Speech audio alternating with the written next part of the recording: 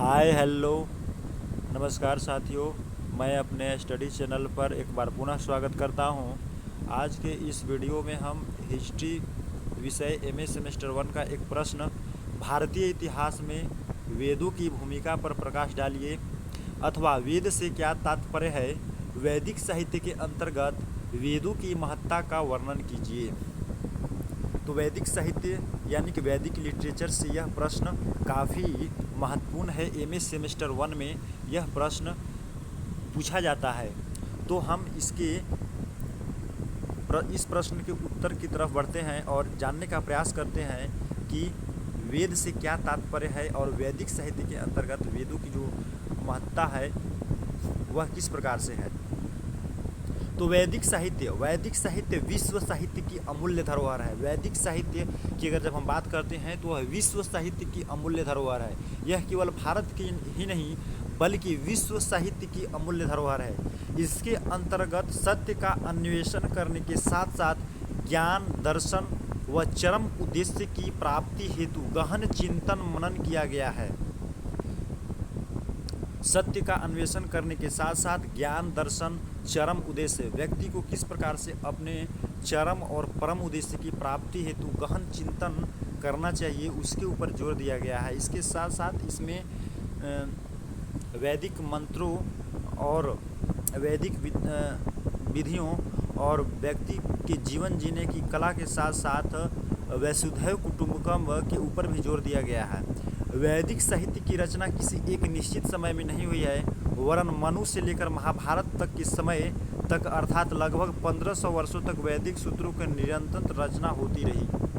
यानी कि जब हम मनु की बात करते हैं तो मनु जो थे उन्होंने मनुस्मृति की रचना की थी।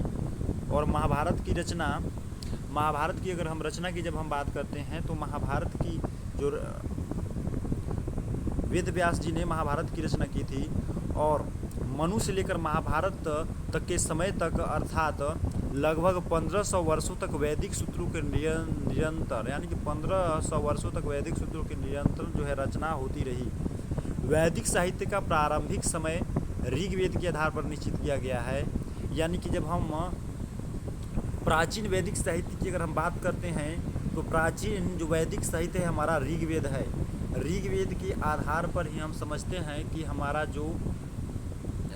जो प्राचीन भारतीय इतिहास है वह प्राचीन भारतीय इतिहास किस प्रकार से हमारा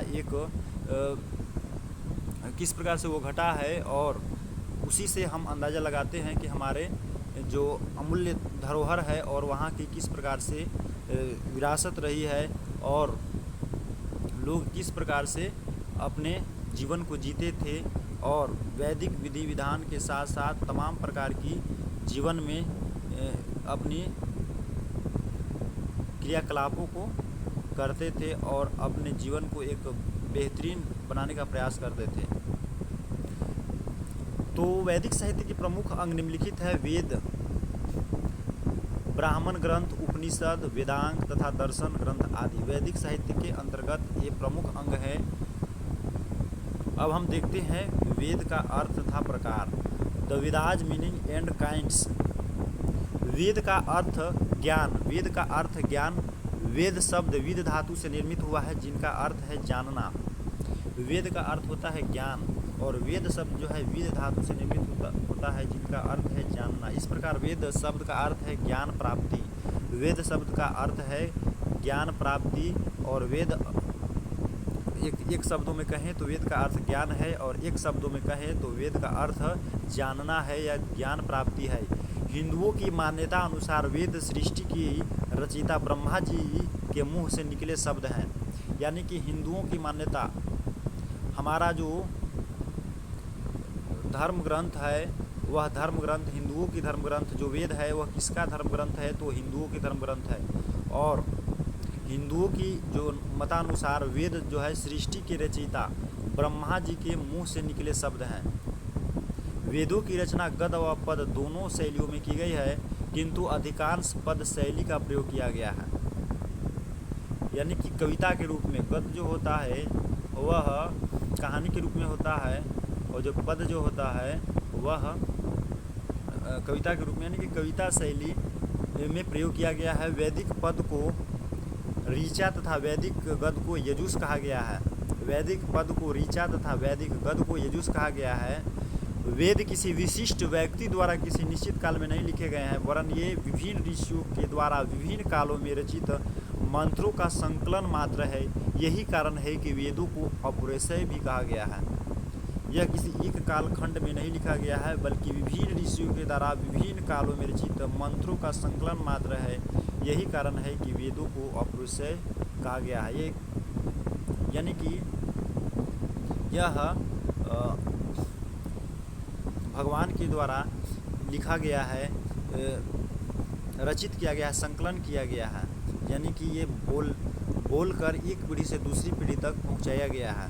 मंत्रों का संकलन मात्र यही कारण है कि वेदों को अपौरुषेय किसी आम इंसान ने इसे नहीं पहुंचाया है। इसे ऋषियों द्वारा विभिन्न कालों में रचित संकलन किया गया है।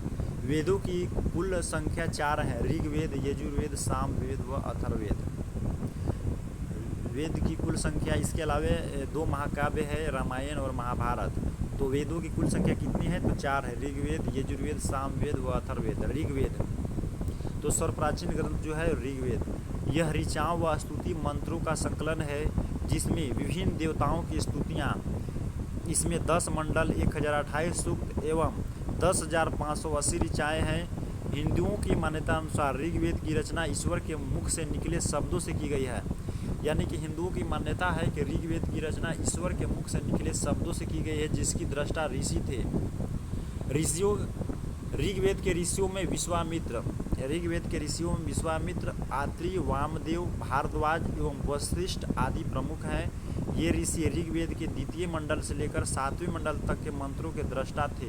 8वें मंडल के ऋषि कण्व तथा अंगिराज के वंशज थे। ऋग्वेद का रचना काल विवाद का विषय है। इस विवाद का प्रमुख कारण यह है कि इसकी रचना किसी व्यक्ति विशेष द्वारा किसी निश्चित समय पर नहीं की गई। प्रसिद्ध जर्मन विद्वान मैक्स मुलर इसे 1200 ईसा पूर्व से लेकर 1000 ईसा पूर्व के मध्य की रचना मानता है। यानी कि जो ऋग्वेद की जो रचना हुई वह एक विवाद, एक निंदा का विषय है, एक विवाद का विषय है। किसी विशेष व्यक्ति किसी निश्चित समय पर नहीं की गई है। प्रसिद्ध जर्मन विद्वान मैक्स मुलर इसे 1200 ईसा पूर्व से लेकर 1000 ईसा पूर्व के मध्य की रचना मानते हैं। मैकडॉनाल्ड व कीथ ने भी मैक्स मुलर के मत का समर्थन किया है। एक अन्य जर्मन विद्वान याकोबी ने ऋग्वेद का काल 1500 ईसा पूर्व माना है, जबकि वहीं बाल गंगाधर तिलक के अनुसार ऋग्वेद की रचना 6000 ईसा पूर्व में हुई, जबकि वहीं विंटनीटज ने ऋग्वेद की रचना के संदर्भ में 3000 ईसा पूर्व का समय एवं प्रो जेकेबी ने 4500 ईसा पूर्व का समय निर्धारित किया है। इन समस्त मतों के आधार पर ऋग्वेद का काल 3000 ईसा पूर्व से लेकर 1000 ईसा पूर्व तक माना जा सकता है। यानी कि जो भी ये मत निकलते हैं, जो भी ये विवाद का विषय है, तो इनमें जो इन समस्त मतों के आधार पर ऋग्वेद का जो काल है वह 3000 ईसा पूर्व से लेकर के 1000 ईसा पूर्व तक माना जाता है।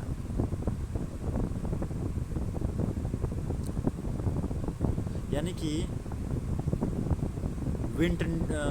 विंटनीटज ने ऋग्वेद की रचना कितने में माना है? 3000 ईसा पूर्व। जो यानी कि विंटनज जो है उन्हीं के मान्यता, उन्हीं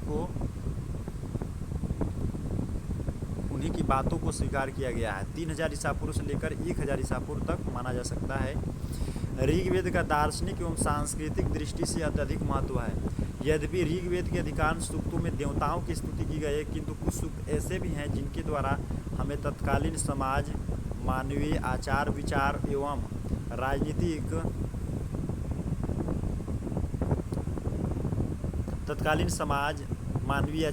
एवं राजनीतिक परिस्थिति का ज्ञान होता है। इस प्रकार ऐतिहासिक सामग्री के रूप में इसका बड़ा महत्व है। दूसरा होता है यजुर्वेद। ऋग्वेद जो वेद है, वेद में पहला जो प्रकार है वह ऋग्वेद और दूसरा यजुर्वेद।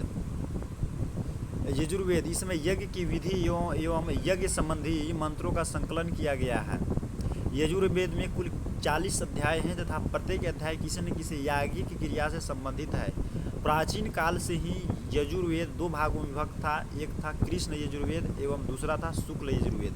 यजुर्वेद का अंतिम अध्याय ईशोपनिषद है, जिसका संबंध ज्ञान कांड अर्थात उपनिषद से है। यजुर्वेद का संबंध जो है, यजुर्वेद के जो अंतिम अध्याय है वह कौन है?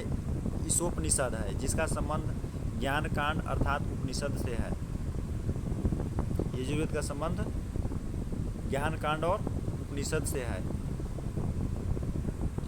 तीसरा है सामवेद। सामवेद जो है यह संगीतमय वेद है। इससे आर्यों के संगीत प्रेम का पता चलता है।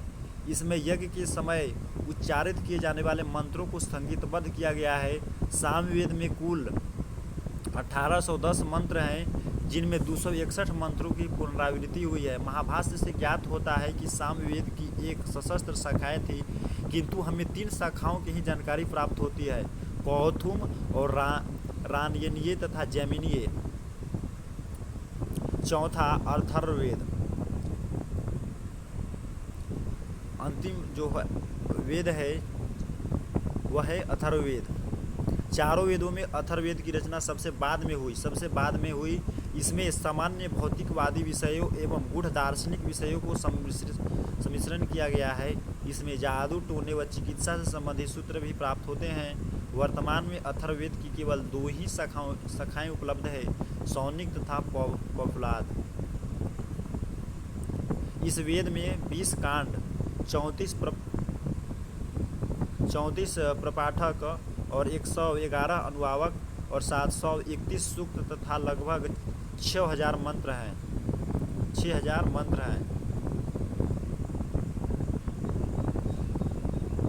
उपवेद। ऊपर वर्णित चारों वेदों का एक उपवेद भी है, जिनका संक्षिप्त विवरण हम यहाँ पर दे रहे हैं। पहला है आयुर्वेद, यानी कि चारों वेदों का एक उपवेद भी है। चारों वेद यानी कि ऋग्वेद, सामवेद, यजुर्वेद और जो अथर्ववेद हैं उसके एक उपवेद भी हैं।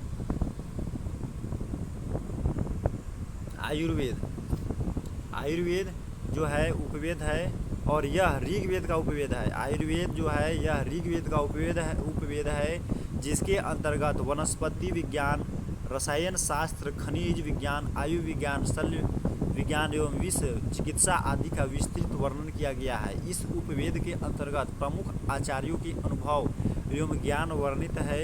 इसमें प्रसिद्ध आचार्य माधव, जीवक, बाणभट्टा, सुश्रुत, धन्वंतरी आदि नाम आता है। दूसरा है धनुर्वेद। धनुर्वेद जो है यह यजुर्वेद का उपवेद है। पूछा जाता है कि धनुर्वेद किसका उपवेद है, तो धनुर्वेद जो है यह यजुर्वेद का उपवेद है, जिसमें अस्त्रों शस्त्रों से संबंधित विस्तृत जानकारी प्राप्त की गई है। वैदिक काल के युद्ध विद्या में प्रवीण आचार्यों का ज्ञान एवं इनके अनुभव इस ग्रंथ में वर्णित है। इन आचार्यों में प्रमुख है जमादग्नि, विश्वामित्र, द्रोणाचार्य, परशुराम, कृपाचार्य आदि। तीसरा आता है गंधर्ववेद। यह सामवेद का जो गंधर्ववेद है किसका उपवेद है, तो गंधर्ववेद जो है यह सामवेद का उपवेद है, जिसके अंतर्गत गायन, वादन एवं नृत्य का विस्तृत वर्णन किया गया है। इसके प्रमुख आचार्य हैं नारद, शंकर, भरत, विश्वावसु आदि। इस ग्रंथ से गान विद्या का अच्छा एवं व्यापक ज्ञान प्राप्त होता है। चौथा है अर्थशास्त्र। यह अर्थशास्त्र है यह अथर्ववेद का उपवेद है। अर्थशास्त्र जो है यह अथर्ववेद का उपवेद है। इस ग्रंथ में राजनीति, राज्यों के प्रकार, संधि एवं युद्ध आदि की विस्तृत विवेचना की गई है। इसके अन्य ग्रंथ उपलब्ध नहीं है, केवल कौटिल्य का अर्थशास्त्र ही उपलब्ध है। कौटिल्य रचित इस ग्रंथ में अन्य आचार्यों तथा पराशर, कोशनदंत, भारद्वाज, पिशुन आदि के विचारों का भी उल्लेख है। एक अन्य ग्रंथ शुक्रनीति सार है, जिसमें शुक्राचार्य की विचार संग्रहित है, जो कि एक प्रसिद्ध आचार्य रहे हैं। वैदिक साहित्य के अंदर वेद न केवल धार्मिक दृष्टि से वरन ऐतिहासिक दृष्टि से भी उसका विशेष महत्व है। इस प्रकार से आज के इस वीडियो में हम भारतीय इतिहास के वेदों की महत्ता के ऊपर प्रकाश डालते हुए हमने आपको बताया कि वेद क्या है और वेद का अर्थ और वेद के प्रकार। इस प्रकार से आप हमारे चैनल से फ़ायदा ले रहे होंगे और हमारे चैनल को अभी तक आपने सब्सक्राइब नहीं किया है तो हमारे चैनल को सब्सक्राइब कर लें।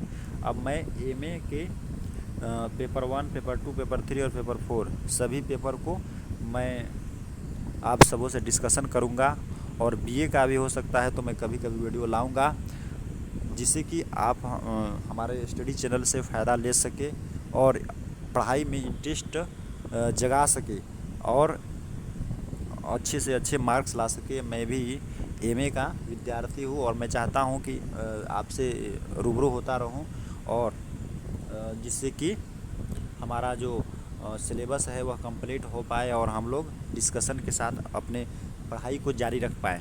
आज के लिए इतना ही। जय हिंद, जय भारत। इसी तरह से हमारा आप लोग सपोर्ट करते रहें। आपकी सपोर्ट की बहुत ही ज़रूरत है। धन्यवाद।